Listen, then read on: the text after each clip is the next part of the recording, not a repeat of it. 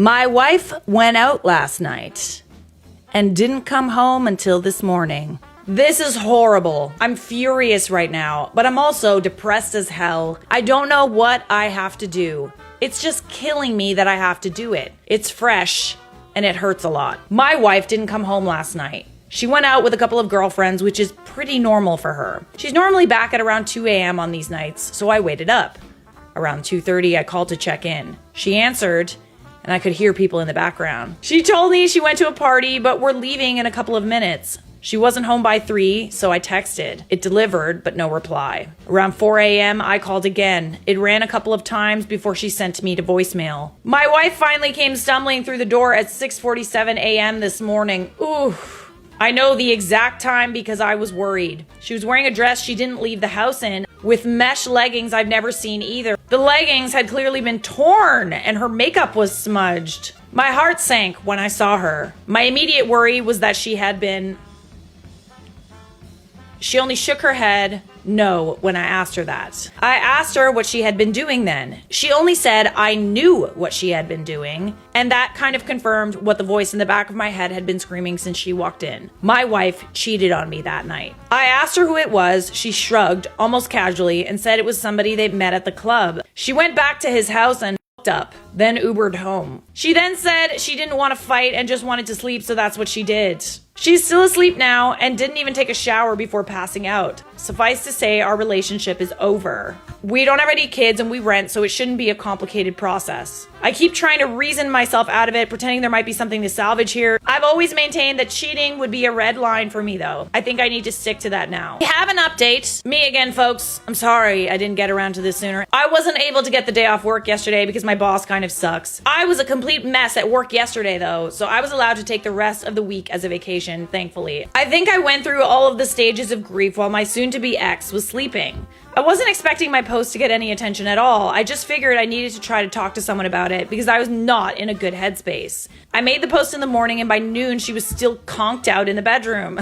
I had processed things a bit more and I had a rough plan in my head that I was starting to set in motion. I made a short list of questions I wanted answers to, gathered all my important documents, laptop, etc. Then I went into the bedroom and started packing myself a suitcase. I know a lot of folks wanted me to kick her out. I did consider it, but honestly I'm not overly attached to this place. We just rent and I'm in a lucky enough situation to be able to say that paying half the rent for a few months isn't going to financially end me. It'll sting a little bit, I won't lie, but I'll make it, and I feel like being around this place is only going to remind me of her anyway. I need to be looking forward, not back. She ended up waking up about halfway through me packing my suitcase. There was momentary confusion as she looked around the room and she started bawling. Maybe this is awful of me, but I didn't bother comforting her. I had told her I had the screenshots of her Uber and text messages from her phone, and plus her confirmation was enough that things between us were completely done. She didn't answer me and just cried louder. I debated trying to continue the conversation, but I decided to just pack the rest of my suitcase and head back out to the living room until she came out. When she finally left the bedroom, she sat next to me on the couch and asked me if we could talk things through.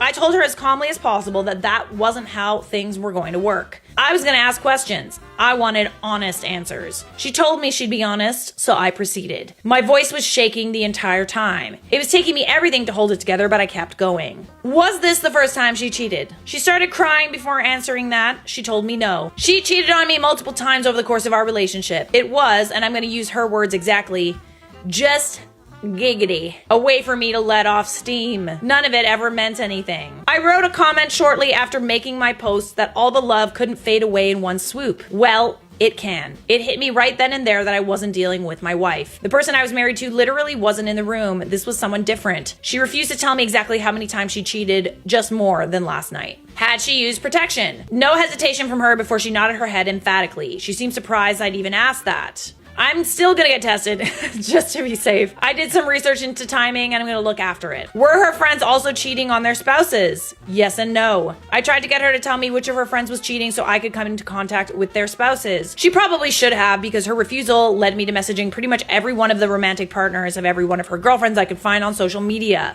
There are a couple I don't know or couldn't find, but I did my part. Why did she do it? This was the answer that gutted me the most. I'm gonna use her exact words again. I needed to have sexual variety. I told her it's not like our sex life is dull. She clarified it's not the same as something new.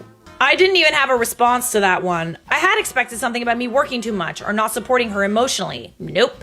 She just other guys because she felt like it and wanted to have some fun. When I didn't respond, she started asking me about counseling and therapy. I reiterated that our relationship was over. I'd be leaving. What she did next disgusted me. My ex actually tried to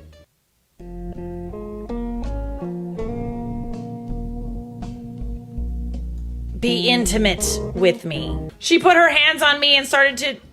Okay, can't read that. I feel like I wanted to vomit and pushed her away after a couple of seconds. She kept telling me she would figure out a way to fix it, that we would work through it together. I told her there was no way, and she started bawling again. She went into the bathroom and locked herself inside. I was just sick of everything at that point. I called her mother and told her what was going on. The full story too. The cheating, the questions I had asked, the fact that I was leaving. I've always had a good relationship with my ex's parents. They both decided to drive to town, which is about an hour for them. Once I knew someone was on the way, I grabbed my things and left. Her waterworks in the bathroom were just annoying me because it felt hollow to me, especially given the answers to my questions. I ended up packing another bag before I left and took all the things that I could think of that felt sentimental with me. I found a parking lot and sat in my car until I was able to get in contact with a buddy for a place to crash. I tried to take a nap, but I was running on way too much adrenaline. I knew when her parents had made it to the apartment because she started calling me. When I didn't answer those, she started texting me. She had gone from sad and crying to furious. Apparently, I'm a freaking piece of for telling her mom everything. Whoops. I received roughly 100 texts since her leaving. They ranged from name calling all the way to begging me to come back, to sending me pictures of the food she ate for some reason. I haven't responded to any of them. I feel like I said my piece before leaving. So that's where I'm at now. We didn't have joint finances, so that part was easy. I canceled all the subscriptions that go to my credit card just to be sure. Changed all my important passwords. I'm crashing on a friend's couch for a bit, but I've got some feelers out for some short-term rental places until I can find something more permanent. I've got feelers out for a divorce attorney too. I also wanted to say that I was shocked how supportive everyone was. Thank you for that. Truly, from the bottom of my heart, it isn't easy for me to talk about emotional things with people close to me. This was an invaluable venting place for me. Thank you all so much. Divorce! Ah, divorce! Immediately! God, that's gonna be so easy, dude. Like, thank God. Thank God you don't have kids. Thank God you don't share finances. Like, the easy peasy, baby. Easy peasy. I can't believe she tried to, like, with you. Like, where's the logic in that? It's like she feels like that's all she has to offer or something. Or she can't, like, literally empathize with you at all. The lack of empathy, the lack of remorse, the empty crying. Like, you can kind of feel when someone isn't honest when they're crying. It's like crocodile tears. They're like, oh, yeah. Right? It doesn't seem genuine. And that's because I feel like they're just crying to save their reputation and not because they feel bad, you know?